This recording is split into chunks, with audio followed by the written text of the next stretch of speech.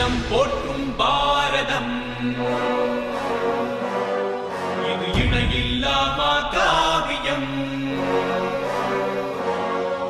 தர்ம அதர்ம வழியினிலே நன்மை தீமைக்கு இடையினிலே விளையும் போரினில் சத்தியம் வென்றிடுமா